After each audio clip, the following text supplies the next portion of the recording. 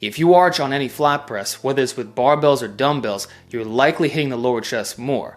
Some lifters try to avoid this by benching with a flat back, which, if you're not compressed, will still wreck the costal pecs, or by using low incline angles while arching into a flatter position. And sure, if your priority is mid to upper chest, that makes sense. But if your goal is to build a massive Arnold-style watermelon chest, or if your lower chest is lagging, then let's double down with exercises and techniques that emphasize a lower arm path and a higher chest angle. This is how you carve out that sharp, dense lower line, so when you lean, your pecs will never look saggy. Just look at Joe Kellett, overdeveloped yet still aesthetic. Those who complain about the cow look either bulk too far or never develop their chest properly, because the radiation effect can't be ignored. The whole chest grows together, no matter which angle you choose. So over time, you should develop a full chest with freaky lower striations, like a DBZ character. This can even mask gaps in your sternum, giving you a more balanced look, like in my case, where I've got a big triangle gap. This should be your priority if you have minor pectus excavatum, or if your pecs don't fully connect in the center. You want to thicken them so much that no one will ever notice. And let's be honest, most of your chest mass will come from the mid to lower chest region anyway. That's where the highest concentration of muscle fibers are, so you might as well get it as jacked as possible, since you're not going to build a mind-blowing 3D pop from your clavicles. At best, you'll develop a mini upper chest shelf, but it'll never compare to the lower chest line and protrusion. Not if you're natural. And realistically, that's what's visible when you're wearing clothes, or if you're relaxed with your shirt off and want to look thick from the side. Now, the key to maximizing lower chest growth is making sure the sternum angle on any press is elevated. Your rib cage should be higher than your hips, just like in a pullover. The torso should never be flat, and your bottom range of motion should end just below the chest line, closer to your upper abs. The pressing motion should be low and slightly away from your body, never towards your face. Think of it like squeezing the lower pecs on a high to low cable crossover. It all comes down to arm path plus torso angle. That's why decline presses are famous for biasing the lower chest. You're pressing down and away from the body. Whereas for upper chest, it's the opposite. You're looking at a more vertical J-curve bar path with a shoulder flexion component. Although it's not a perfect cue, one that helps is to press in the direction of the pec fibers. For lower chest, that means your upper arms should move in line with those low downward fibers. So now that you got the fundamentals down, let's break down the best exercises for full lower chest development and how to actually program them. This includes weighted dips, decline bench press variations, incline deficit push-ups, and a few machine presses. Number 1, weighted dips. By far the best mass builder for the lower chest. You also hit the pec minor, which some mistake as the upper chest. This is why dips will always give you that strong, masculine looking chest. It's a myth that they'll give you a puffy chest. Do street lifters have that look? No. They look like warriors, and their chests rival that of natural bodybuilders, plus elite bench press specialists. Just remember, even with muscle biasing, the entire chest still contracts. We're not isolating one division, we're just emphasizing it more. So yes, mid-chest training will still grow the upper chest, and lower chest training will still grow the mid-chest. In this case, dips emphasize the lower chest because the torso leans forward with the arms pressing downward, and the lockout resembles a decline bench press. It's clear. But here's what makes dips so unique. No other press allows you to get this deep. The shoulders move more, especially higher, which brings in the pec minor. So you're stretching the pecs on both ends.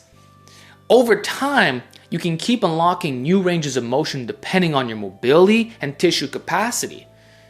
The ultimate goal is ass to grass dips, where you physically cannot go any lower. Your elbows point high, the upper arms are well past 90 degrees, and the forearms around 30 degrees, with your feet skimming the ground or forcing you to bend your legs, depending on how high your dips are set up. So the key is milking the stretch, slowly lowering yourself, easing into it like you're trying to reach those last few inches in a doorway stretch.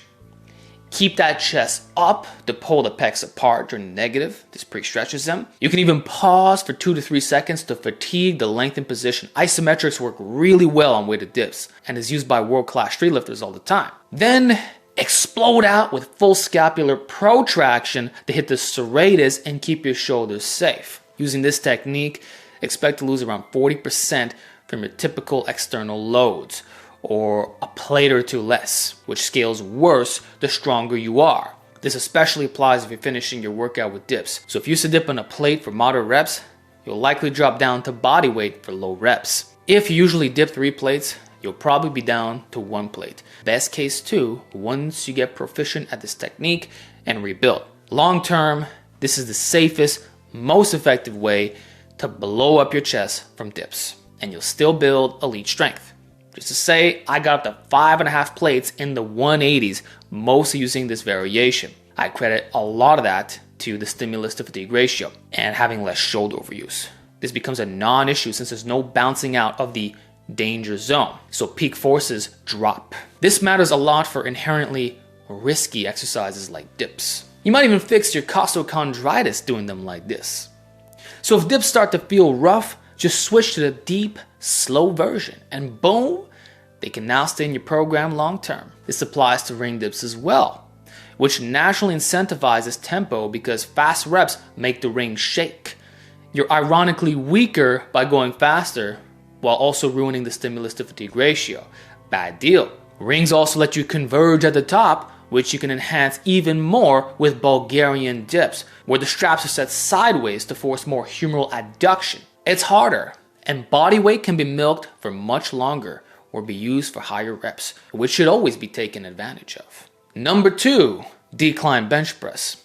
Of course, you saw this one coming. While arching on a flat bench can mimic a decline press, it's not the same. Why? Because you can lift more weight on a true decline angle.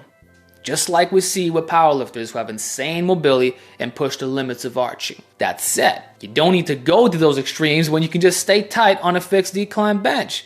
It was literally designed for that purpose, allowing you to standardize your form and easily compare strength across different pressing angles that look more alike. Personally, my decline bench press is about the same level of strength as a one board press, probably because of the reduced range of motion, not the arm path, which we wouldn't replicate on a flat bench anyway. So the decline bench is still my go-to for lower chest, which is why I recommend it over board presses. As mentioned earlier, it's about body positioning plus arm path. You need both for the best muscle biasing. And in particular, if you do the decline bench press off an adjustable bench, you can overload with a decent range of motion. It's really not as much of a partial as many lifters claim. It almost sounds like they've never done the lift. For most lifters, the arms will be level with or slightly below the torso, maybe a few inches higher than a flat bench, which also spares the shoulders and allows for smooth progression. All you long arm benchers, this could be a game changer for you. Otherwise, if your decline bench is steep and your arms are clearly above 90 degrees in the bottom, then we have a real problem. Record yourself to find out. In that case, I would 100% completely avoid using a straight bar. Instead, use a cambered bar or the new Omni bar by Bald Omni Man to increase the range of motion by several inches. This now provides a similar range of motion to a flat bench, but now with a decline angle. This one hack alone completely fixes the compromised decline press. And the neutral grip is significantly easier on the shoulders despite the deeper stretch. The arms are more tucked, naturally lowering the bar to the sternum and reducing the tendency to press back toward the rack, which we don't want. You're also leveraging the rib cage with a tucked arm path for a unique stretch. It's a game changer and is by far the best way to do declines for both hypertrophy and strength. You also get maximum stability through the leg pads, so lateral shifting is eliminated and it's all pecs since there's no more leg drive, but you're still locked in. It's like an improved Larson press, or rather the paraplegic version where the legs are tied down. You also get more out of less weight compared to a normal decline. You will lift less, and the high hip position forces a high arch or flex hips, which makes the lift super grindable. You get these little jolts of power off the bottom. You're locked in. just pressing through your rib cage and letting your chest take over. Hands down, this is the best way to do declines if you have this setup. This also eliminates redundancy by blending better with other pressing angles, which are naturally higher. This is exactly how Dorian Yates used to train, pairing decline bench with incline bench. You do the reversal. That same strategy works here. And even if you go decline and flat, it's still less redundant than pairing flat barbell with flat dumbbell. Speaking of which, you can still use dumbbells, but the challenge will be getting into the starting position. Because you're stronger, it's realistic to hit well over 120 pounds for reps, and therein lies the problem. Getting them up without a spotter or hooks is a huge effort. You would need to set up plyo boxes next to you, which is another hassle. Plus, you have to throw them to the sides when you finish, since you won't be strong enough to weighted sit up your way out, which can be dangerous to you or others. Larger dumbbells will also be required here, which are a lot less stable. So I'm not a fan unless you use a neutral grip with a wider arm path, so barrel press style, and include this as a third exercise with tempo or higher reps. Each set should last at least 60 to 90 seconds, and even then, it's more for advanced benchers, in which they might be better off doing decline flies, which offer a deep stretch in the lower chest with more shoulder protection compared to other flies. This is worth trying if you don't want to do decline presses or dips. At least get that decline angle in through isolation work. The weight won't be heavy enough where the setup is a problem, and it feels amazing for most lifters. That said, any camber bar decline press provides the stability and loading potential of a barbell with the optimal angle and way to stretch. It's a close tie to weighted dips, but ideally, you should do both. Number 3, incline deficit push-up.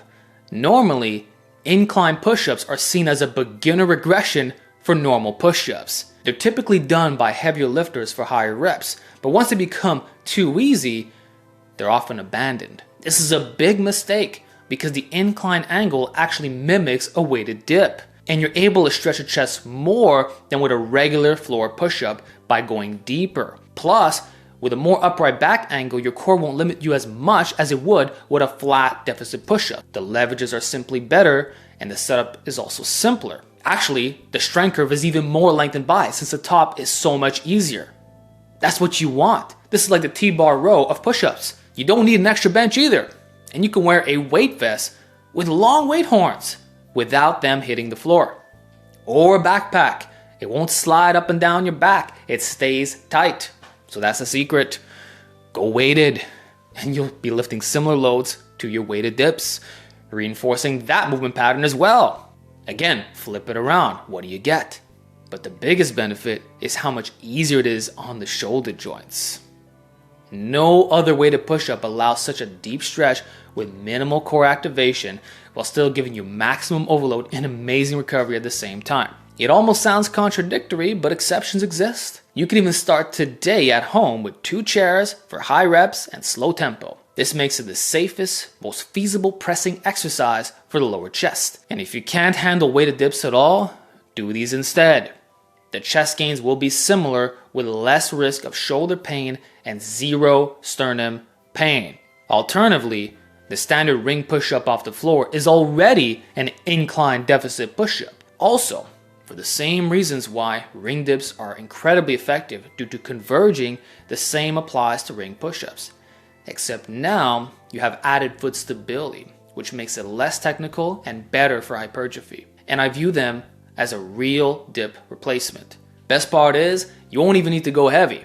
Anywhere in the 70 to 100 pound range is impressive. So go slow on the way down to further reduce ring instability, pause the stretch, and protract fully at the top to work the serratus harder. With the converging motion of the straps, you can squeeze your pecs hard.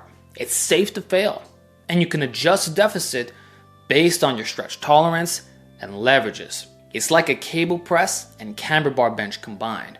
Pure chest gains, 0 shoulder pain, and brutally effective even with just body weight or light weight. They can easily substitute dumbbells, parallettes, and specialty bars. You can even do ring flies here if you're strong enough, but chances are you'll be stripped down to body weight. Finally, as a bonus, You can also do machine chest presses.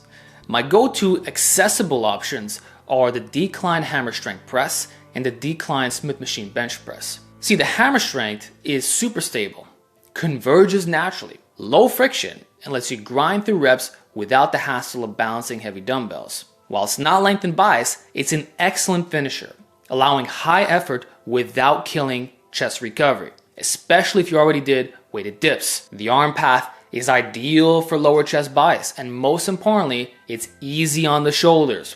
The bottom does not overstretch you, but it still gives you more range of motion than pressing with bulky dumbbells. You contract the lower chest hard, and repping 4 to 5 plates is possible. I especially like this machine during a cut. It causes less muscle damage. So I'll take this over a cable press any day. I recommend ramping sets or back down sets here, and always doing it after your deep stretch presses. Of course, if you want to keep things simple, another great option is the Smith machine decline bench press, which has a superior strength curve. You can lower the bench on some mats if your adjustable bench does not have a decline setting. The stability is about the same, super high, and because you're pressing the vertical line off the sternum, it maximally biases the lower chest. You can probably lift more here than on a regular barbell decline press. It's super easy to rack and re-rack, making it perfect for grinding out reps, especially if your gym doesn't have a dedicated decline station with safeties. But the con is less range of motion, so opt for a closer grip or use fat grips if this is your only option. As a quick mention, high to low cable crossovers also work well since they follow the pec fibers, but you need back or butt support for stability. Use a bench or the rear cable post, otherwise it's too unstable to progress on. And a buzz hole bar attachment helps by widening the arm path. Without it, it becomes a deficit neutral press, and you'll max out the stack fast. So this is better used as a fly, not a press, for the best stimulus to fatigue ratio. In total, pick 3 of your favorite lower chest exercises per category. 1 calisthenics press, 1 decline press, and 1 flyer machine press, and do 2 sets of each. Your pecs will be completely fried, and the varied stimulus will ensure you avoid plateaus.